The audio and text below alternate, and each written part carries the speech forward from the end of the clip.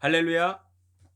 이번 주일에 참 재미있는 말을 들었는데 어떤 분이 목사님 실제로 찬양하면 음치 같은데 영상에서 찬양하는 거 보니까 목사님 음치 아니에요. 그러시길래 얼마나 웃었는지 모릅니다. 예, 지금 제가 확실히 말씀드리기는 저 음치 아닙니다. 예, 그 집사님의 그 진심으로 아니 집사님이 하여튼 커트 그 하시는 위로의 말씀 감사드립니다. 축복합니다. 벌써 3월의 중반을 넘어가고 있어요. 불과 몇 주만 흐르면 3월이 갈 것이고 그러면 올해의 4분의 1이 벌써 흐른 겁니다. 항상 연말이 되면 아무것도 이룬 게 없는 듯한 허망함이 들기도 합니다. 그러기 전에 정말 우리의 해야 할 일을 말씀을 통해 발견했으면 좋겠습니다. 한번 따라해 보실까요? 말씀으로 우리의 삶이 해석되게 하옵소서. 아멘. 오늘도 짧은 본문으로 우리 삶 가운데서 말씀하시는 주님의 음성 들으시기 바랍니다. 아멘. 이번 주의 묵상은 사사기 2장 4절에서 5절 말씀입니다.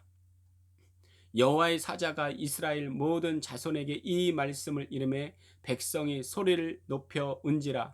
그러므로 그곳을 이름하여 복임이라 하고 그들이 거기서 여호와께 제사를 드렸더라. 아멘.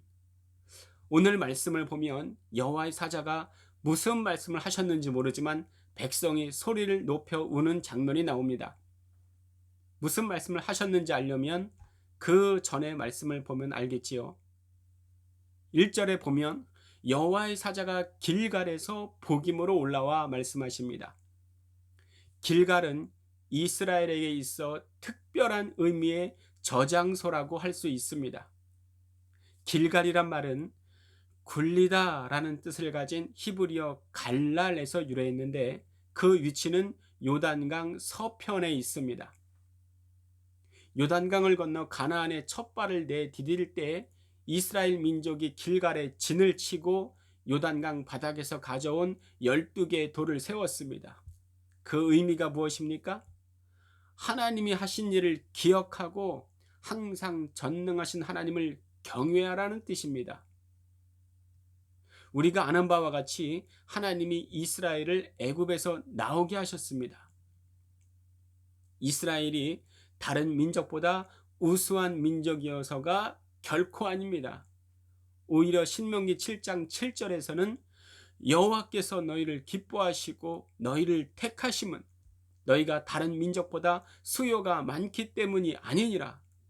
너희는 오히려 다른 민족 중에 가장 적으니라 말씀하십니다.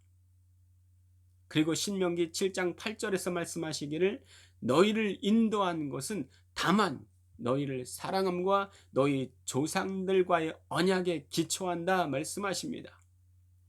하나님은 언약을 소중히 여기십니다. 그리고 우리도 그 언약을 소중히 여기기를 원하십니다. 우리가 이전에 아이들 기초 전도 공부를 할 때 그 넷째 날, 네 번째를 기억하실 것입니다. 신앙생활 잘할 수 있는 비결이 있는데 그것은 기, 감, 예라고 말씀드렸습니다. 기가 뭐예요? 물론 기도도 중요하지만 기억하라. 여기서 기는 기억하라입니다. 감은 감사하라. 예는 예배를 소중히 여기라. 이것이 신앙생활 잘할 수 있는 비결 기, 감, 예입니다.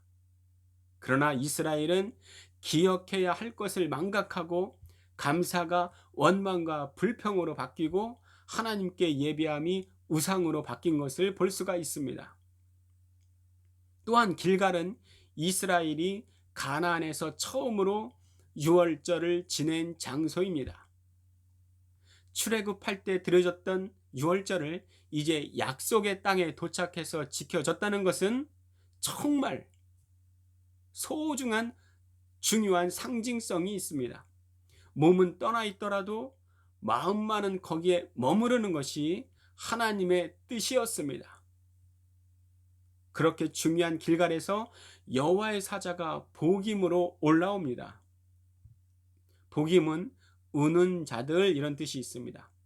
올라와서 하시는 말씀이 너희는 이 땅의 주민들과 언약을 맺지 말고 그들의 제단을 헐라하였거늘 왜 내 목소리를 청종하지 않느냐? 쫓아내라고 하지 않았느냐? 그렇지 아니하면 도리어 그들이 너희 옆구리에 가시가 될 것이요 올무가 되리라. 책망하시는 음성을 듣고 그들이 소리를 높여 우는 장면이 바로 오늘의 말씀입니다. 그런데 그들의 울음이 진짜였을까요? 진실로 회개한 것일까요? 외견상으로 보면 진실로 회개한 것 같습니다. 말씀을 듣고 거기에서 여호와께 제사를 드릴 정도였으니까요. 그러나 회개는 거기에 합당한 열매를 맺어야 온전한 회개입니다. 그들이 말씀을 듣고 당장 회개의 모습은 보였으나 11절에 보면 이스라엘 자손이 여호와의 목전에 악을 행하여 바알들을 섬기며 라고 말씀하시므로 순간적이고 감상적인 후회였구나 알 수가 있습니다. 왜 그랬을까요? 왜 순간적이고 감상적인 후회에 불과하지 않은 걸까요? 7절에 보면 여호와께서 이스라엘을 위하여 행하신 모든 큰 일을 본 자들의 사는 날 동안에 여호와를 섬겼더라 말씀하십니다. 다시 한번 읽어드릴게요. 여호와께서 이스라엘을 위하여 행하신 모든 큰 일을 본 자들이 사는 날 동안에 여호와를 섬겼더라. 하나님의 큰 일을 보아야 믿음의 뿌리가 생깁니다. 교회 안에는 세 종류의 믿는 그룹이 있다고 합니다. 첫 번째는 교인입니다. 두 번째는 신자입니다. 세 번째는 성도입니다. 얼마든지 교인도 말씀을 듣고 그 순간에는 눈물이 터져 나올 수가 있습니다. 그러나 뿌리가 없으므로 곧 말라 죽어질 것입니다. 신앙적인 말씀의 체험이 쌓이면 그것이 내면화되어서 확고해집니다. 내 안에 진리로 자리 잡습니다. 그러면 그것이 내 삶에 영향을 끼쳐서 겉으로 드러나는 외면화로 드러나게 됩니다. 이스라엘 백성들이 사건 체험은 했지만 내면화가 되지 못했습니다. 내면화가 되지 못함으로 밖으로 드러나는 외면화가 되지 않는다는 것은 불보듯 뻔한 일이었습니다. 나는 많은 체험이 있다. 이거 자랑할 게 못 됩니다. 이게 꼭 좋은 것은 아닙니다. 그게 간증이 아닙니다. 그것이 진리가 되어서 내 내면화가 되고 나를 움직일 수 있는 외면화가 되어질 때 온전한 간증이라고 할 수 있습니다. 그런데 이게 쉬운가? 이게 되느냐 말이죠. 안 됩니다. 저는 이 문제로 참 많이 울었습니다. 결론은 말씀밖에 없어요. 능으로도 안 되고 힘으로도 안 되고 오직 여호와의 신으로 되느니라 말씀하십니다. 내가 할 수 있다면, 내 힘으로 된다면 무엇하러 하나님을 의지하겠습니까? 인간의 죄성은 잘 변하지 않습니다. 변하지 않는 죄성을 가진 인간에게 하나님이 하실 수 있는 유일한 길이 뭐냐? 그것은 징계입니다. 구약에선 징계하셨지만 신약에선 그것으로 끝이 났습니까? 그렇지 않습니다. 이스라엘의 죄악으로 인해서 하나님이 몇 가지 징계를 하십니다. 어떤 징계를 하셨습니까? 첫 번째, 그들이 가나안 족속들을 쫓아내지 않자 내가 그들을 너희 앞에서 쫓아내지 않겠다 말씀하십니다. 사람이 포기하면 하나님이 일하시지 않습니다. 하나님은 살려고 하는 자를 살려주십니다. 내 신앙이 떨어진 것을 느꼈다면 어떻게 해서라도 올라가려고 천국을 침노해야 됩니다. 천국은 침노하는 자의 것입니다. 두 번째, 이것으로 하나님의 진노가 끝이 아니었습니다. 15절에는 그들이 어디로 가든지 여호와의 손이 그들에게 재앙을 내리시니 말씀하십니다. 하나님께 복을 받아야 되는데 재앙을 받았답니다. 누가 받았습니까? 그들이 누구입니까? 하나님의 백성들입니다. 어느 누구도 하나님의 진노에서 피할 수가 없습니다. 세 번째, 진노 중에라도 깨닫는 게 복입니다. 그래서 우리는 날마다 말씀으로 내 삶이 해석되게 하옵소서 기도해야 할 것입니다. 그렇게 하나님의 진노 가운데 있으면서도 이스라엘 백성들이 한 것은 17절에 그들이 그 사사들에게도 순종하지 아니하고 오히려 다른 신들을 따라가 음행하며 그들에게 절하고 말씀으로 하나님이 주신 인도자를 따르지도 아니하고 말씀에 귀 기울이려 하지도 않는 이스라엘 자손들을 보게 됩니다. 이사야의 말씀을 인용하자면 너희가 어찌하여 매를 더 맞으려고 폐역을 거듭하느냐, 머리는 병들었고 온몸은 피곤하였으며, 이 말씀이 저들에게 딱 적용되는 말씀일 것입니다. 이것이 온 선지서의 외침 아닙니까? 물론 사사기가 선지서는 아니지만 백성들의 상태가 딱 그 짝입니다. 그러나 참으로 감사한 것은 하나님이 자기 백성들을 버리신 게 아니라는 거지요. 하나님의 사랑의 징계입니다. 히브리서엔 이 징계가 없으면 버린 자식이요 사생자라 말씀하십니다. 오히려 이 땅에서 가장 처참하게 버림을 받은 한 분이 있는데 그는 우리가 알듯이 예수 그리스도이십니다. 구약을 보고 또 지금 사사기를 보면서 구제불능인 이스라엘을 보고 구제불능인 나를 보게 됩니다. 말씀을 보면서 오 하나님, 나에게는 선한 것이 아무것도 없습니다. 나의 의는 다 더러운 옷에 불과합니다. 하나님만이 나의 의로움 되십니다. 이거 발견하고 고백할 때에 그제서야 하나님께서는 너 사사기 합격 이러실 것 같습니다. 우리가 아가서를 볼 때에 아가서 전체에 아우르는 두 말씀을 신약에서 찾는다면 요한복음 5장 37절과 44절이라고 말씀드렸습니다.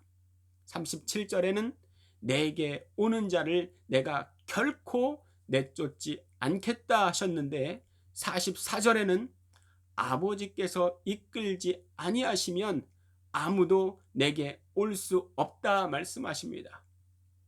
우리는 그 은혜로 모여서 기도하고 찬양도 할 수 있습니다. 그 은혜를 깨달아 하나님의 마음을 시원케 해드리고 또 승리의 나팔을 부는 우리 모두가 되어지기를 이 시간 다짐하시면서 나를 구원해 주신 하나님께 주께와 엎드려 경배합니다. 찬양을 드리고 함께 기도하도록 하겠습니다. 주께와 엎드려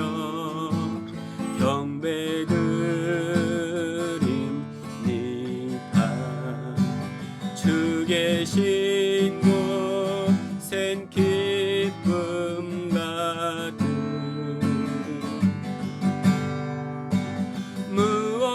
무엇과도 누구와도 바꿀 수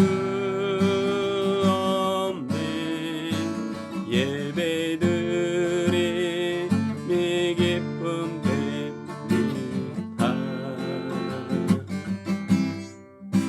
주께와 엎드려 경배드립니다. 주 계신 곳 기쁨 가득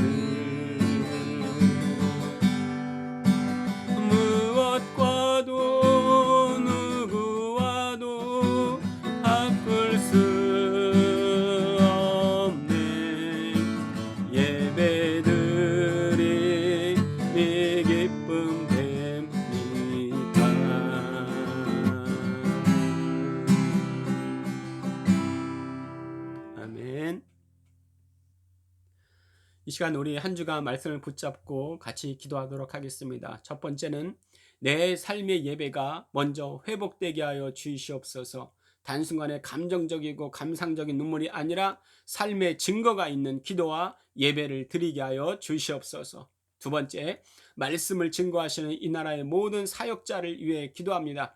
그들에게 성령으로 기름 부어 주시고 온전히 주의 마음에 합하여 말씀을 준비하고 증거하게 하여 주시옵소서. 세 번째는 이 나라의 모든 교회가 경성에서 깨어나게 하여 주시고 주님의 음성에 순종하는 많은 그리스도인들이 일어나 통일 이후의 삶을 준비하게 하시되 정말 북한의 주민들이 마음껏 찬양하는 그날이 속히 오게 하여 주시옵소서. 함께 기도하시고 한 주간 말씀을 묵상하시고 기도하시면서 한 주간 승리하시기를 우리 주님의 이름으로 기원드립니다. 할렐루야.